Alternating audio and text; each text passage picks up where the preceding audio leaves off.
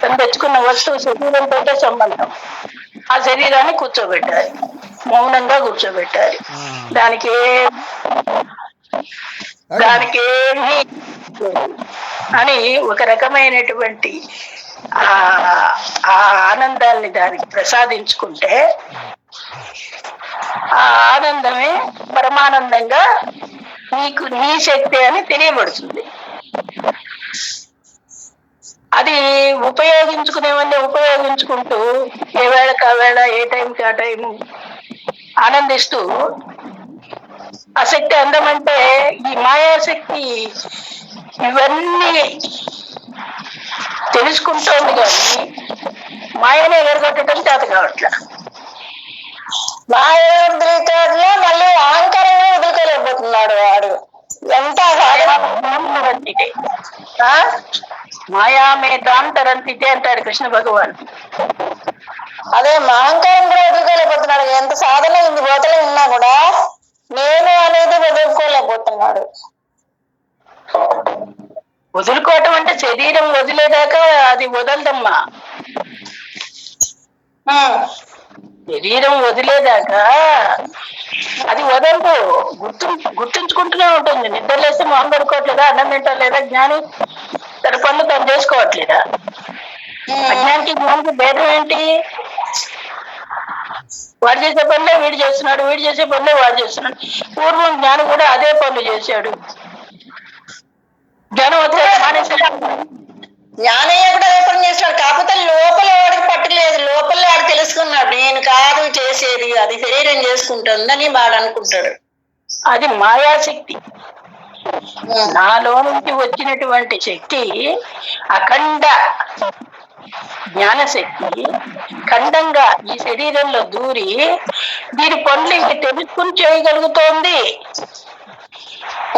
దాని ధర్మాల ప్రకారం శరీర ధర్మాలు చేసుకుంటూ ఉంటుంది. అది చేసుకుంటూ ఉంటుంది కానీ ఎప్పుడో ఒకప్పుడు ఈ శరీరం పడిపోతుందన్న జ్ఞానం వచ్చేసింది. అవునమ్మా. ఇప్పుడు చేసుకుంటున్నది నేను అనేవాడు ఉన్నాడా? అదే మనసు.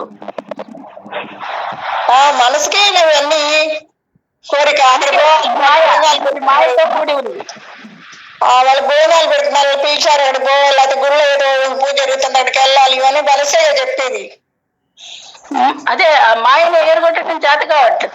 తనలోనే ఉండి తానే అయ్యుండి తన బోధే అయి ఉండదంతా స్థిమితం లేకపోవడానికి కారణం ఏంటి?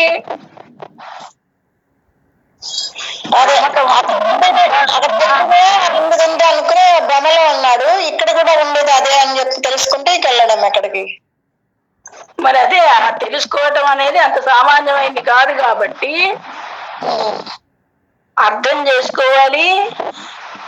అర్థాన్ని అనుభవం ఏదైనా మనం బాగుంది అని అంటే ఇంటికి వచ్చి తయారు చేసుకుంటాం కదా, ఏంటి అని అడుగుతాం కదా వాళ్ళని ఎట్లా తయారు చేశారని. అట్లాగే అనుభవం కూడా చెప్తున్నాడు. చూడగా నీ మనస్సు లేకుండా చూస్తే నువ్వే శక్తివంతుడివిరా అంటున్నారు. మనసే అడ్డు, శక్తికి మనకి ఆత్మకి శరీరం మనసే అడ్డు. అదే ఈ పరమాత్మ చెప్తున్నాడు, నాలోంచి వచ్చే మాయని దాటిన వాడు నావాడు అన్నాడు. ఆ మాయ అంటే ఏమిటో చెప్తున్నాం గాని శబ్దంతో శబ్దాన్ని అనుభవించట్ల. ఇప్పుడు ఆకాశంలో ఉరుములు వచ్చినాయండి, మేఘం కప్పబడింది, ఉరుములు వస్తున్నాయని తెలిసింది. చూసావా?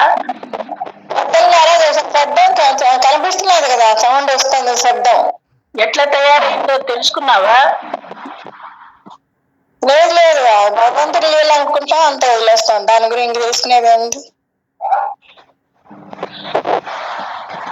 అట్లా తెలుసుకోవాలి అనుకున్నవాడు శాస్త్రజ్ఞుడు దాన్ని అధ్యయనం చేసి తెలుసుకుంటున్నాడు కదా. ఊరిపిడి ఒక కొండ ఊరిపిడికి ఆ గాలి చేరి అది శబ్దం వస్తోంది, ఉరుముతోంది అంటున్నాడు. ఆకాశం నుంచి వస్తుంటే ఎక్కడ కొండలు ఎక్కువ ఆకాశం నుంచి ఉరుములు వస్తుంటే నువ్వు ఆకాశం అనుకున్నావు, కొండ కొండ ఒరిపిడికి ఆ శబ్దం వస్తుంది, అది ఉరుము అంటున్నాడు. మెరుపు, ఆ విద్యుత్, అది ఉరిమేటప్పటికే ముందు మెరుపు వస్తుందా, శబ్దం వస్తుందా? మెరుపు వస్తుందమ్మా, మెరుపు.